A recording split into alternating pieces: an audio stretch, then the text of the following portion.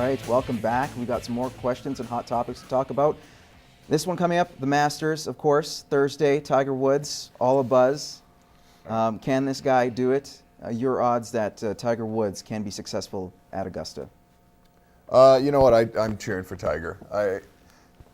Everybody deserves a second chance, and yeah, what he's done is odd and hard to come back from. And there's no question that golf, like every sport, golf is more mental than physical, and you've seen that with Tiger. He's had a lot going on in his mind the last couple of years here. So, you know what? I'm cheering for him. I hope he does well. Yeah. He always does well at Augusta too, regardless of what happens. He seems to play well in Georgia. And we talked about this last week too. If Woods is on his game and he's in contention going to that final round, that TV ratings that weekend, wow, will be through the roof. Well, it certainly will be with the way he played 2 weeks ago. So that is really going to help him. But if you have to give out a percentage, what would you rate Tiger Woods at in terms of winning? You're talking betting odds or going to Vegas? I don't know. I say 60-70% chance of winning it. Really? Yeah, You're giving a 70% chance to a guy winning? Oh, I don't know. Probably 50-50. If the first 2 rounds are going to tell it, right? If he is in contention after Friday, going into the weekend, you like his chances. Yeah. If he's 3 or 4 strokes back, or maybe even leading per se, but it's going to be tough. It'll be interesting. I mean, I've got no rating. I can't give out a percentage, but I guess I'm cheering for him. I hope he does well. Winning, who knows? But for him to compete and be back in the top of the world again is something that every fan of sports and golf wants to see. I think the sport of golf wants to see it too. Absolutely. Well, this is something that's got to change too for Augusta. We'll stay there. Virginia Rometty, if not any of you guys are familiar with, she is the new CEO of IBM, and of course IBM is a major sponsor of the Masters. And what normally Augusta does is give CEOs of the sponsors a membership. Mm-hmm. They've never had a woman member before, and they've never really have offered one. And this has been a hot topic issue years prior. It's kind of cooled down, but now it's come up again.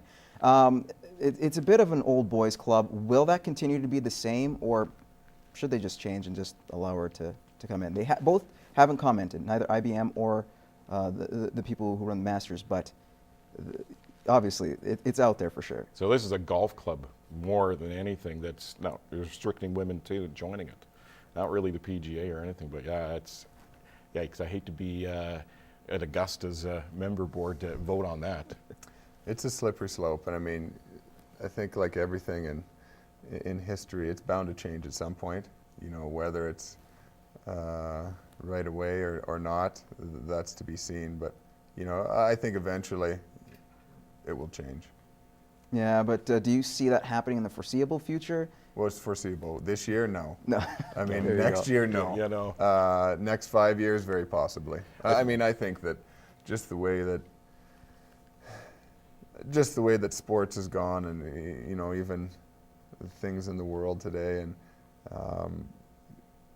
I don't think that's going to stick around that long. Like you said, old boys club. Once that old boys club gets too old and the younger guys come in, then maybe it'll change. All right, well, let's move on to baseball. The Los Angeles Dodgers, a group of investors headlined by Irvin Magic Johnson, purchased a team for $2 billion. Chances I'm never going to see $2 billion in my lifetime.